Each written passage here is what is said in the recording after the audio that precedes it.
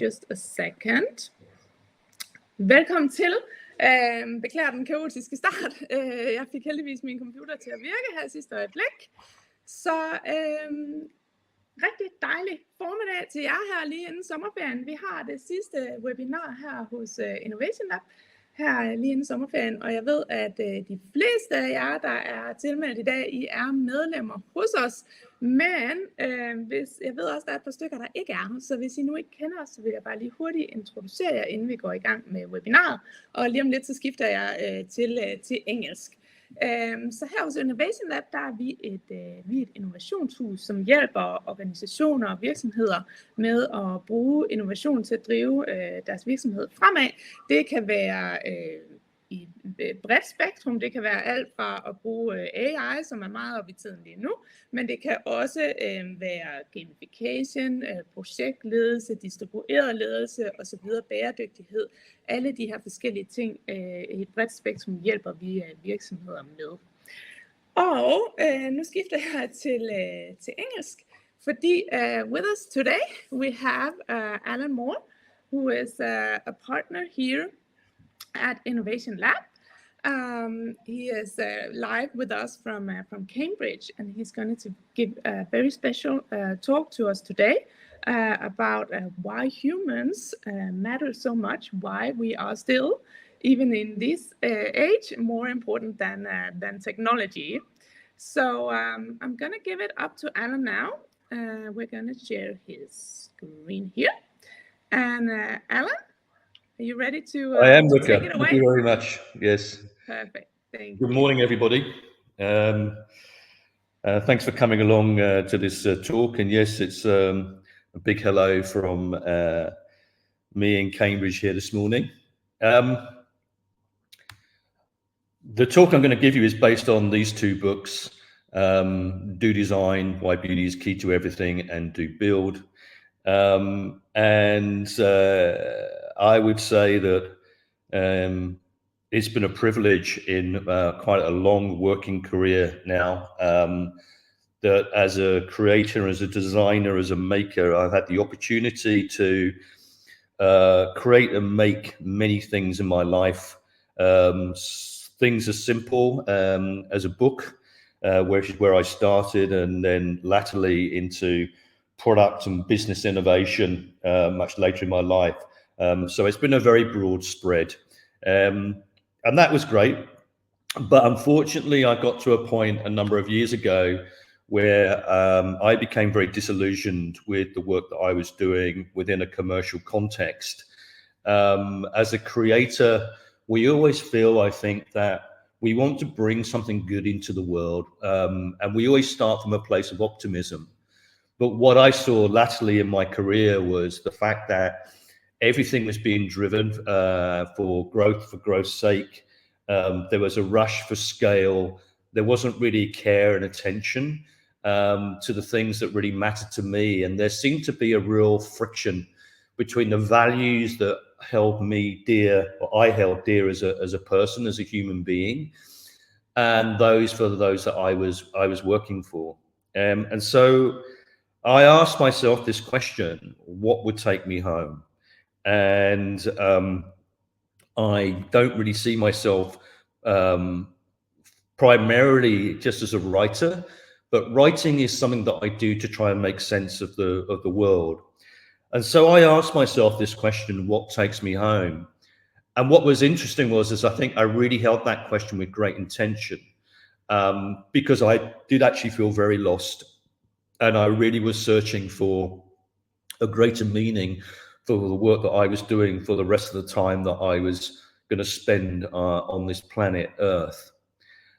So after a number of years of really kind of just holding that question with intention, I arrive at a memory where I'm a 7-year-old boy on a beach on a family holiday in Cornwall. This is a picture of me, maybe about 7, maybe a bit younger, my mum and my sister.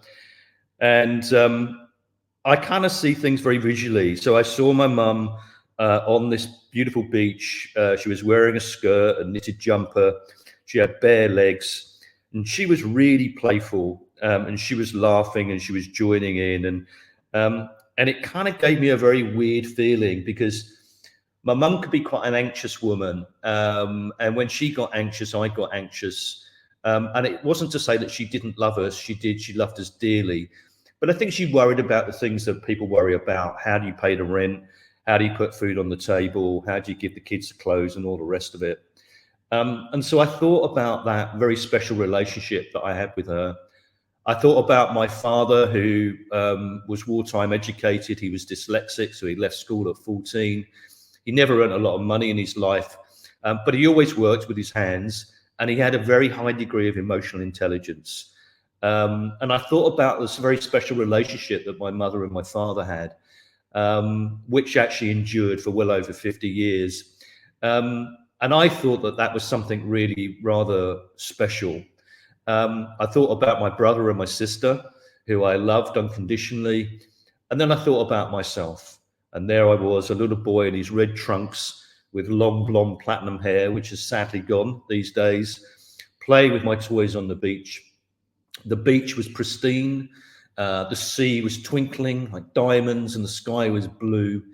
And I thought, I'm at one with those I love the most. I'm at one with myself, and part of my journey is not being at one with myself. And that is something that, has I've been rolling with and working on for some time now. And I'm at one with the natural world. And this incredible sense of home came to me. So my kind of inner landscape, the outer landscape, the physical landscape, the relationship to those I love the most, this incredible sense of homecoming came to me, and the only word that could describe it was beauty. And so I sat down and I wrote the first book. I did no research. I just wrote from what I believed to be true. I wrote from what I'd experienced in my life, and I wrote about what was important to me. So that was a kind of big reconnection. But why is that really relevant to every single one of us that's on this call? And I'm going to explain why that is. Edgar Mitchell, he was the pilot that piloted the Apollo spaceship, where Buzz Aldrin and Neil Armstrong were the first people to land on the moon. And he describes in graphic detail of looking out the window of his spaceship, where he sees the sun, the earth, and the moon hanging in the vast and endless void. And he says, at that moment, I realized that the molecules in my body, the molecules in this spaceship, the molecules in my spacesuit, the molecules in my astronauts' bodies and spacesuits were all forged in an ancient star. We are all stardust. And people talk about what they call the overview effect, which is this incredible moment of transcendental beauty where we start to understand this deep connection that we have to each other and the natural world and the cosmos. So that's a very spiritual kind of experience in many ways. But to take that a bit further, the laws of the universe are said to be beautiful. Einstein's theory of relativity, Paul Dirac's theory about subatomic particles, how they connect over time and space, over universes that dance in harmony and symmetry. And in fact, there's a guy called Frank Wilczek. He's a Nobel Prize-winning scientist who wrote a book called The Most Beautiful Question: Is the world a work of art? Where he talks about these physical laws that describe how our world works as actually being beautiful. So I say that nature's run the longest R&D project we've ever known, and she's created conditions for all life to thrive. And I believe that if we actually want to hang around for a bit longer, like nature's done, then maybe we need to learn from her playbook. Because therefore, what nature is sort of operating model is one built on the principle of regeneration. And that to me is extremely important. And that is where I think our humanity and our reconnecting to that idea is so important. I also argue that beauty speaks a different language. A number of years ago, I was challenged by someone big in the sustainability movement. And he said to me, so Alan, what can beauty give the world of sustainability? Although he'd actually really found me out and to see that my ideas and what I was writing about were actually rather flimsy. And I said to him, well, the problem is I'm all signed up for sustainability, but what you've done is you've stripped away all the language and the framework that actually makes us what it is so amazing to be a human being on this planet. I said, you know, I'm a musician and I can play what is called a sustaining note on my guitar. I said, but I can't hold it forever. And it's a bit like actually say, I'm holding up the roof of the house with those I love the most underneath it. And in fact, actually, I know that in a stressed position, I can't hold that position forever. So let's go back to the language, I said to him. And I mentioned this lady called Robin Wall Kimmerer, who wrote this amazing book called Braiding Sweetgrass. And she writes, when language dies, so much more than words are lost. Language is the dwelling place of ideas that do not exist anywhere else. It is a prism through which we see the world. And so I said to him, it is a foremost universal language and an invitation. It embraces us all.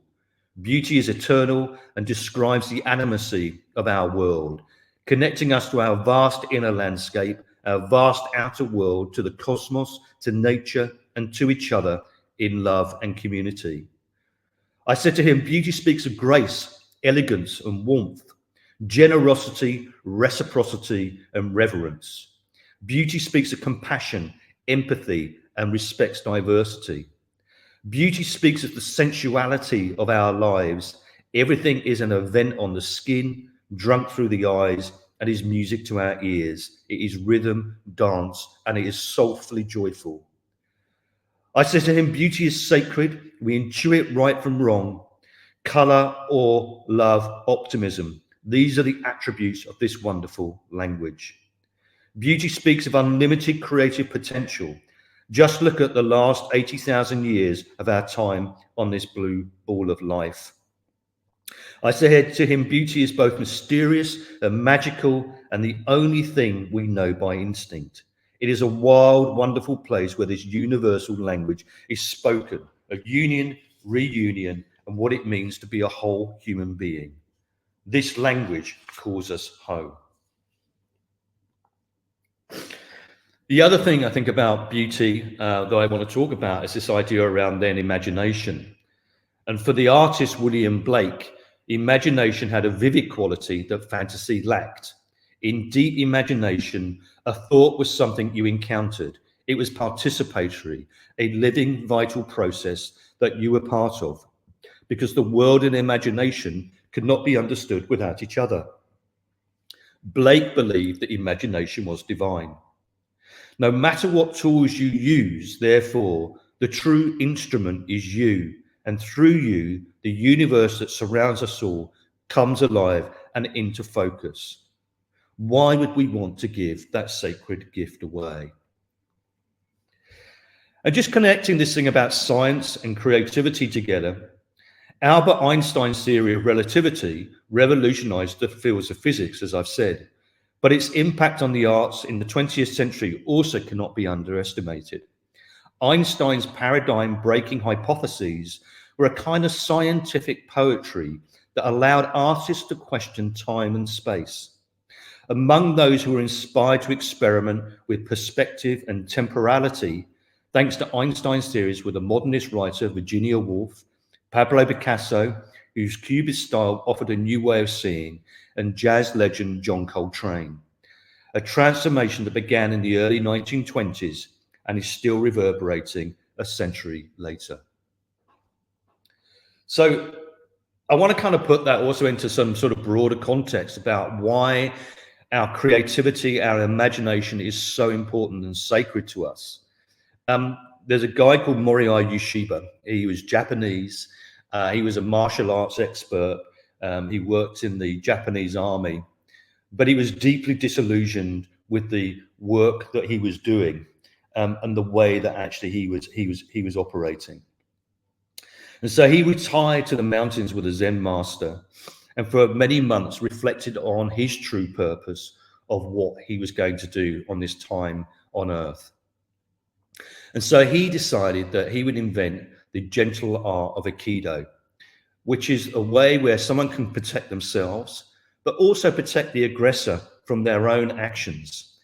And it is said that those that practice Aikido are given a sense of inner peace and spirituality, and something actually where they can bring something very good and healing to the world. So if we think about someone like Morihei Ueshiba, that was drawing on his deepest well, creativity. And I think with goodness and optimism and thinking about that language of beauty, bringing something very powerful into the world, which even today is actually affecting millions and millions of people around the world. Now, the other bit that's very important to me is design. And I say that everything man-made in this world is designed. And this is a gentleman called Dieter Rams. And Dieter is sitting on and surrounded by everything that he designed when he was working for the industrial production company called Braun. He was came out of the Second World War. He was of a generation of industrialists or industrial designers who actually believed that actually the products that they were producing were a form of democratization, form of liberation, a way of enhancing and augmenting people's daily lives. But in a wonderful film that you can find on Vimeo called Rams, he says this thing: the time for thoughtless design, for thoughtless consumption is over. And I think that's a challenge to us all. Whatever it is now that we are creating, we've got to actually bring something more potent to the world. And then there's the philosophical side of this. This is a lady called Iris Murdoch, and she was very well known as a philosopher, and actually bringing in some groundbreaking philosophical ideas in the mid-20th century and thereafter. And she wrote a book called The Sovereignty of Good. And she said, the good should not be the name of an esoteric object, but the tool of every rational man. And I'm going to talk about a business very soon where I think they are bringing the good into the world in a very powerful way. But it's something that we really need to think of as it's not binary, but it really should be this thing that we encompass every single day of our lives. And this is a gentleman called Doug Engelbart.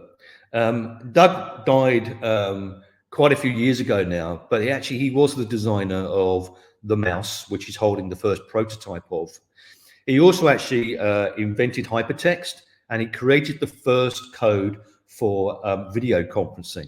So in fact, we wouldn't be on this call without actually the ingenuity and the brilliance of Doug's mind. But when he died, the tech press announced that designer of mouse dies, although somehow or other, Doug just woke up one day and thought, oh, I don't know, I'll design a mouse today. But actually the reason why Doug designed these things, because he believed that if he could bring people together over time and space, people could connect and collaborate and cooperate to work on some of the world's most pressing problems. So we shouldn't ask what Doug made, but we should ask, what world did Doug want to create? Now in Do Build, I also sort of talk about this idea that we need a very different type of value metrics. We need to move from what we measure from a form of extraction to one where we're actually really thinking about regeneration. And I think regeneration truly is very different to a sustainable approach. And it has to be a whole holistic way of thinking about what we do, what we measure, and what we value. So in Do Build, I write about this sneaker company called Veja. And the story starts with these two gentlemen, Christoph, which is on the right, and Sebastian Kopp, which is on the left. They were actually initially merchant bankers. They got disillusioned with that. They decided that actually they wanted to set up an NGO to help people maybe understand how their supply chains could work better. But it was actually in places like China and elsewhere where they realized actually that the way that industrial businesses were being run, no one really cared about where the materials came from, and particularly actually how people were treated in working in these big factories. So they decided actually that they would create a sneaker brand called Veja. And Veja is the Portuguese that actually means transparency or to see through. And they chose that because it says on the slide here, you know, for their generation, the sneakers were really the iconic fashion item. And it was actually a way where actually they could really demonstrate they could do something very differently. They were very interested where all their materials came from. And so they decided that they would actually only ever use Amazonian rubber, which actually was run by tribes in the Amazonian rainforest. They spent 2 years negotiating with these people to convince them that they were serious about what it is they wanted to do. They also worked with and negotiated with farmers who were growing organic cotton. If you don't know, if you're not growing organic cotton, then actually you're really poisoning the land, you're poisoning people. Supply chains, as I said here, are made of humans, and cotton is sold as a commodity. Ergo, that means that this woman that you're seeing, if she was actually growing non-organic cotton, she would actually be at the behest of the markets. And so what they did was they agreed that they would pay upfront for all of the cotton that they were growing and use it as a form of education to make sure that these people's lives were stable and that they could look to the future and not worry every day about the food on the table, keeping the lights on, sending their kids to school, all of that kind of stuff. They also had very clear policies about who they employed, how they were employed, how they were paid in their factories. They worked with a company called Atelier Sans Frontières in France, because the guys are French, although a lot of their work and production is done in Brazil. And these are people which would be long-term unemployed, either mental or physical disabilities of one form or another, kept out of the job market.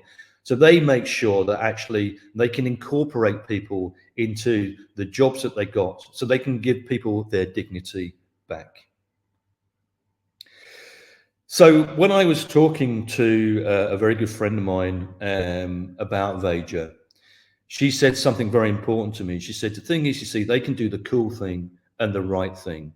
And if you think about the talk I've given just up to this point, I think actually we can see that it doesn't have to be either or to be successful in this world, but it can be and. And I would implore all of you to really reflect on that in terms of when the time that we have on this planet, that we actually go out and actually do something really transformative. So we're just going to do a little kind of switch over now, so Rika can play a video for you. But just before we play that, I want to say that Let Us Live is a charity where famous people, in this instance, you're going to hear Stephen Fry read a letter from one other person. That person, in this instance, is Nick Cave. Nick has actually been asked a question by Leon and Charlie about the relationship between AI and creativity. And just listen to the video and hear what Nick has got to say through the beautiful delivery of Stephen. Over to you, Rika. Thank you.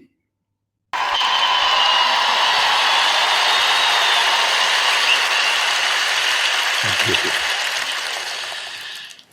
Dear Leon and Charlie, in the story of the creation, God makes the world and everything in it in 6 days. On the seventh day, he rests. The day of rest is significant because it suggests that the creation required a certain amount of effort on God's part, that some sort of artistic struggle had taken place. This struggle is the validating impulse that gives God's world its intrinsic meaning. The world becomes more than just an object full of other objects. Rather, it is imbued with the vital spirit, the pneuma of its creator. ChatGPT rejects any notion of creative struggle. that our endeavors animate and nurture our lives, giving them depth and meaning. It rejects that there is a collective, essential and unconscious human spirit underpinning our existence, connecting us all through our mutual striving. ChatGPT is fast-tracking the commodification of the human spirit by mechanizing the imagination. It renders our participation in the act of creation as valueless and unnecessary. That songwriter you were talking to, Leon, who is using ChatGPT to write his lyrics because it is faster and easier, is participating in the erosion of the world's soul and the spirit of humanity itself. And to put it politely, should fucking desist if he wants to continue calling himself a songwriter.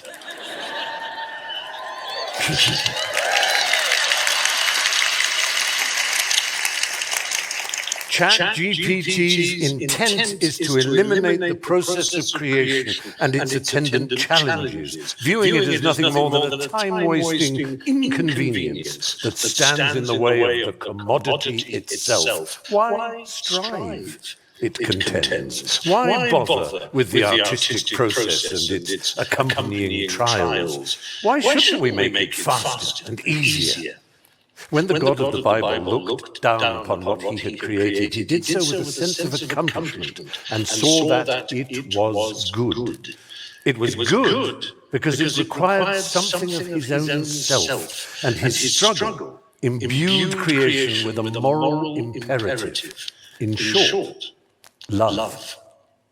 Charlie, even though the creative act requires considerable effort, in the end, you will be contributing to the vast network of love that supports human existence. There are all sorts of temptations in this world that will eat away at your creative spirit, but none more fiendish than that boundless machine of artistic demoralization, ChatGPT. As humans, we so often feel helpless in our own smallness. Yet still we find the resilience to do and make beautiful things. And this is where the meaning of life resides. Nature reminds us of this constantly. The world is often cast as a purely malignant place, but still the joy of creation exerts itself. And as the sun rises upon the struggle of the day, the great crested grebe dances upon the water. It is our striving that becomes the very essence of meaning. This impulse, this creative dance that is now being so cynically undermined must be defended at all costs. And just as we would fight any existential evil, we should fight it tooth and nail, for we are fighting for the very soul of the world. Love, Nick.